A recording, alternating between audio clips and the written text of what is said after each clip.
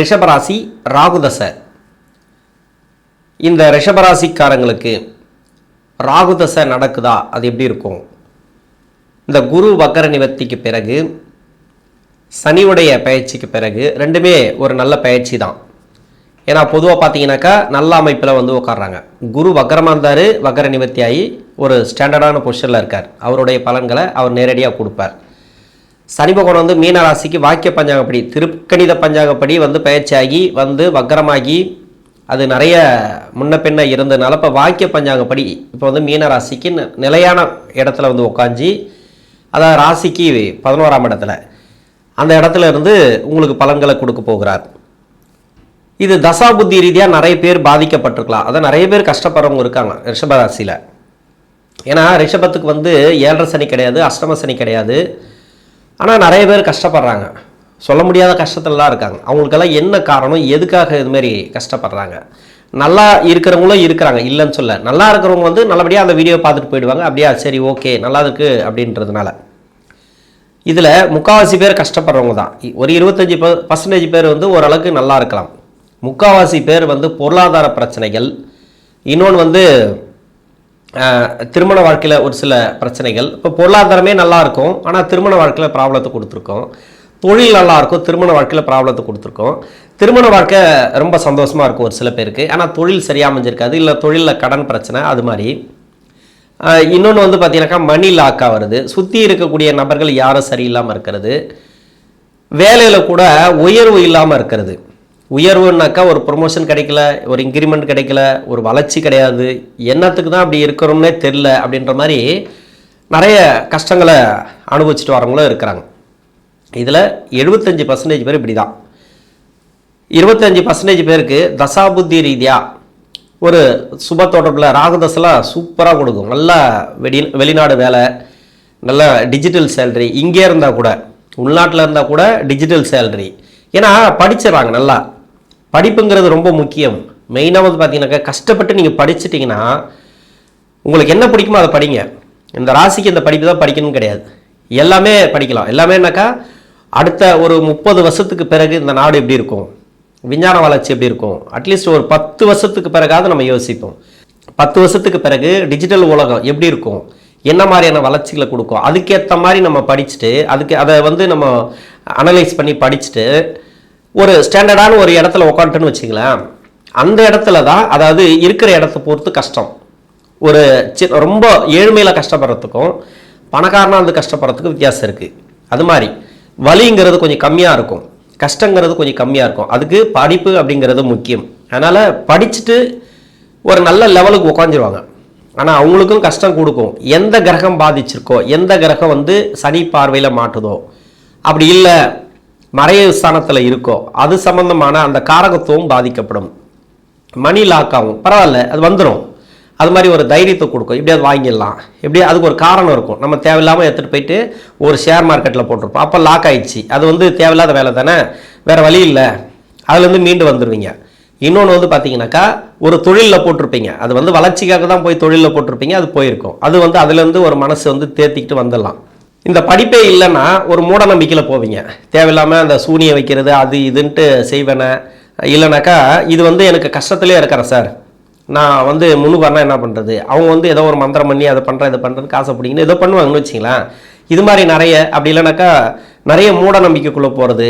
இதெல்லாம் வந்து அப்படி போய் நீங்கள் நஷ்டத்தை அனுபவிப்பீங்க, கஷ்டத்தை அனுபவிப்பீங்க.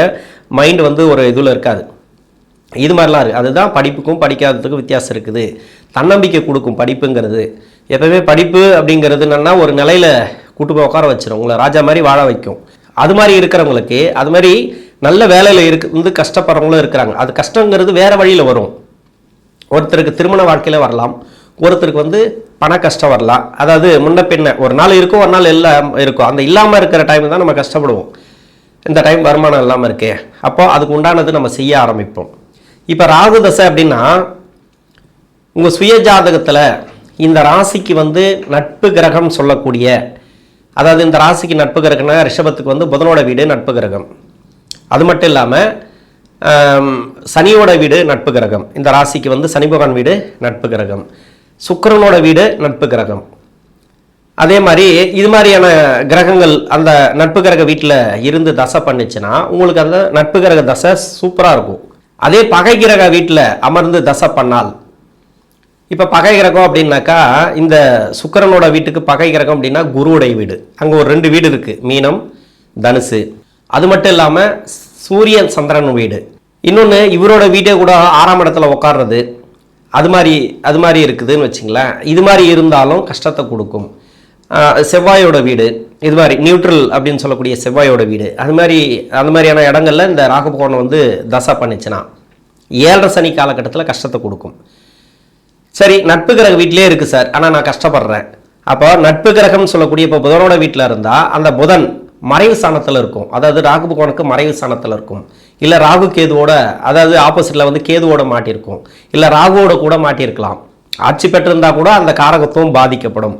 ரொம்ப நெருக்கத்தில் இருந்துச்சுன்னா, ரொம்ப ஒரு 5-6 டிகிரி, ஒரு 10 டிகிரிக்குள்ள ராகுவோட நெருக்கத்தில் இருந்துச்சுனாக்கா அந்த காரகத்துவத்தை ராகு தசையை கொடுக்கும், இல்லைன்னு சொல்லலை. அந்த காரகத்துவத்தை ராகு கிட்ட இழந்துடும். இந்த ராகு தசையில தான் யோகாதிபதினு சொல்லக்கூடிய அந்த வீட்டில் இருக்கக்கூடிய தசைக்கு உங்களுக்கு பலன்களை கொடுக்கும். இன்னொன்று, அந்த நட்சத்திராதிபதி உங்களுக்கு நல்லா இருக்கணும். இவ்வளோ கதை இருக்குது அதில். ராகுக்கு வந்து 10 டீட்டெயில் எடுக்கணும். அந்த நட்சத்திராதிபதி வீடு கொடுத்த கிரகம், அந்த வீடு கொடுத்த கிரகம் வந்து வேற லக்னமாக இருந்தால் அந்த லக்னத்துக்கு நட்பு கிரக லக்னமாக வந்தால் சிறப்பு, பகை கிரக லக்னமாக வந்தால் நிறைய கஷ்டப்படுவீங்க, நிறைய கஷ்டத்தை கொடுக்கும், பலமில்லாத தசையாயிடும். இது மாதிரி நிறைய இருக்கு இல்லையா? அது மாதிரி, அதாவது மறைவு ஸ்தானத்தில் இருந்தாலும் நான் கஷ்டப்படுறேன், நட்பு கிரக வீட்டில் இருந்தாலும் கஷ்டப்படுறேன், அது மாதிரிலாம் நிறைய பேர் கஷ்டப்படுறாங்க. அவங்களுக்கெல்லாம் எப்படி இருக்குன்னா, இப்போ வந்து சந்திரனோட வீட்டில் இருக்கான்னு வச்சுக்கலாம் ராகு பகவான், அங்கேருந்து தசை பண்ணாலோ சூரியனோட வீட்டில் இருந்து தசை பண்ணாலோ இந்த வீட்டுக்கு ரிஷபத்துக்கு நன்மை செய்யாது. அது மட்டும் இல்லாமல் இல்லை சுக்கிரனோட வீட்டில் இருந்தாலோ இல்லை சனி பகவானுக்கு நட்பு கிரக வீட்டில் இருந்தாலோ கடக லக்னமாவோ இல்லை சிம்ம லக்னமாவோ வந்தால் அவங்களுக்கு நல்லது செய்யாது. இது மாதிரி நிறைய கால்குலேஷன் இருக்குது.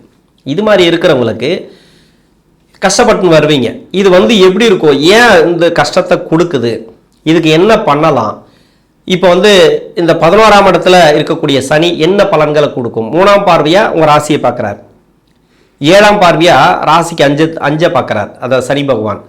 10ஆம் பார்வையை பார்த்தீங்கன்னாக்கா ராசிக்கு 8 பார்க்குறார். அதே இடத்துல வந்து குரு பார்வையும் இருக்கு. இப்போ குரு வக்கர நிவர்த்தி ஆகிறார். பொருளாதாரத்தில் ஒரு நல்ல ஒரு முன்னேற்றம் உங்களுக்கு வந்து இந்த லக்னத்துக்கு யோகம் செய்யக்கூடிய வீட்டில் இருந்து அந்த கிரகம் நன்மை செய்யலை அப்படின்னாக்கா அந்த வீடு கொடுத்த கிரகம் சரியில்லை, அதனால தான் நீங்கள் கஷ்டப்பட்டு வருவீங்க. அப்படி கஷ்டப்படக்கூடிய நபர்கள் வேலை அப்படிங்கிறது இருக்கு இல்லையா, அந்த வேலையில் கொஞ்சம் பார்த்து நிதானமாக நீங்கள் முயற்சி பண்ணுங்கள், பெரிய அளவில் முயற்சி பண்ணுங்கள். நீங்கள் ப்ரொமோஷன் எது கேட்டு இருந்தாலும் சரி நிறைய தடை தாமதங்களை கொடுக்கும். அது மட்டும் இல்லாமல் பகை கிரக வீட்டில் இந்த ராகு பகவான் இருந்து தசை பண்ணால் கூட அந்த 18 வருடங்கள் அப்படிங்கிறது ஓரளவுக்கு தான் வளர்ச்சி கொடுக்கும். ஒரு சில பேருக்கு வந்து வேலையை நல்லபடியாக கொடுத்துரும். அதாவது உங்கள் சுய ஜாதகத்தில் 4ஆம் இடம் ஸ்ட்ராங்காக இருந்துச்சுன்னு வச்சிங்களேன். இப்போ 4ஆம் இடத்துல ராகு இருக்கார், சூப்பராக இருக்கும். ராசிக்கு 4லையோ இல்லை லக்னத்துக்கு 4லையோ இந்த ராகு பகவான் இருந்து தசை பண்ணிச்சுன்னா அந்த வேலைங்கிறது ஒன்று வெளிநாடு சம்பளமாக இருக்கும், இல்லைனா இங்கே இருந்தால் கூட வெளிநாட்டுக்கு ஈக்குவலாக ஒரு வேலை, வெளிநாட்டுக்கு ஈக்குவலாக ஒரு சம்பளம், அது மாதிரி உயர் பதவி. இன்னொன்று செவ்வாயும் உங்கள் சுய ஜாதகத்தில் நல்லா இருந்துச்சுனாக்கா அரசு வேலை, அரசியலில் இருக்கிறது. இன்னொன்று ராகு கூட வந்து குரு இருந்தாலோ இல்லை செவ்வாய் இருந்தாலோ அந்த காரகத்துவத்தை அது வாங்கிக்கும். ஆனால் அது வந்து அந்த தசையில், அந்த ராகு தசையில் கொடுக்கும். குரு கொடுக்க வேண்டியதை இந்த ராகு தசையிலே கொடுத்துரும், செவ்வாய் கொடுக்க வேண்டியதை ராகு தசையிலே கொடுத்துரும். அவர் லக்ன யோகரா இல்லை வந்து பகை கிரகமா இல்லை ராசிக்கு பகை கிரகமா அதெல்லாம் பார்க்காது, அதுக்குண்டான காரகத்துவத்தை டோட்டலாக கொடுத்துரும். அரசியலில் நல்லா இருப்பாங்க, இன்னொன்று அரசாங்கத்துறையில் நல்ல ஒரு பொசிஷனில் இருப்பாங்க. ஆனால் அவங்களுக்கு வேறு வழியில் கஷ்டம் வைக்கும். எங்கே தெரியுமா? திருமண வாழ்க்கையில் பிரச்சனை வைக்கும். திருமண வாழ்க்கையில் நிறைய நெருக்கடிகள், கணவன் மனைவிக்குள்ளே கருத்து வேறுபாடு, ஒற்றுமை இருக்காது, அது மாதிரி இது மாதிரிலாம் நிறைய பிரச்சனைகள் கொடுக்கும். ஒன்று இது மாதிரி கொடுக்கலாம். அப்படி இல்லைனாக்கா மணி லாக் ஆகிறது, தேவையில்லாத ஒரு பணத்தை வந்து இழக்கிறது, வீடு கட்ட முடியாமல் இருக்கிறது, இது மாதிரி ஏதோ ஒரு வகையில் அவங்களுக்கு வந்து பிரச்சனைகள் இருக்கும். எல்லா வகையிலும் பிரச்சனைகள் இருக்குன்னு சொல்ல முடியாது. எல்லா வகையிலும் பிரச்சனைகள் கொடுத்தா மனசை வாழவே முடியாது. அதனால் அது மாதிரியெல்லாம் நம்ம எடுத்துக்க முடியாது. இந்த ராகு தசைங்கிறது, ராகு தசை உங்களுக்கு கஷ்டத்தை அனுபவிச்சுட்டு வரேன், என்னால் முடியல சார், ரொம்ப கஷ்டப்படுறேன் அப்படின்னா உங்களுக்கு மறைமுகத்தில் இருந்து தசை பண்ணுது. அதாவது அந்த வீடு கொடுத்த கிரகம் சரியில்லை, அப்படி இல்லை அந்த வீடு கொடுத்த கிரகம் பகை கிரகம் உங்கள் ராசிக்கும் உங்கள் லக்னத்துக்கும் அப்படி இருந்தால் மட்டும்தான் அந்த ராகு தசையை உங்களுக்கு சிறப்பாக இருக்காது, கஷ்டத்தை கொடுத்துன்னு வரும். ஆனால் வேலையில் நல்லா இருக்குது சார், தொழில் நல்லா இருக்குது, நல்லபடியாக போயிட்டு இருக்கு அப்படின்னாக்கா அந்த வீடு கொடுத்த கிரகம் யோகம் செய்யக்கூடிய இடத்துல இருக்குது. எல்லாருக்குமே வந்து கெடுத்துடாதுல்ல, வீடு கொடுத்த கிரகம் யோகாதிபதியாக இருக்கும். இன்னொன்று மறைவு சாரத்தில் இருக்காது, நல்ல ஒரு அமைப்பில் இருக்கும். மறைவு சாணம்னாக்கா 3, 6, 8, 12 இது மாதிரியான இடங்கள்ல ராகு பகவானுக்கு இருக்காது. இல்லாமல் இருந்தால் அந்த தசைங்கிறது சிறப்பாக இருக்கும். வேலை நல்லா இருக்கும், அவங்களுக்கெல்லாம் தொழில் நல்லா இருக்கும். இன்னொன்று வந்து வீடு கட்டுறது, ப்ராப்பர்ட்டி சேர்க்கை, வண்டி வாகன சேர்க்கை, இது மாதிரி நிறைய நல்ல ஒரு வளர்ச்சிகளை இந்த ராகு தசை அப்படிங்கிறது கொடுக்கும்.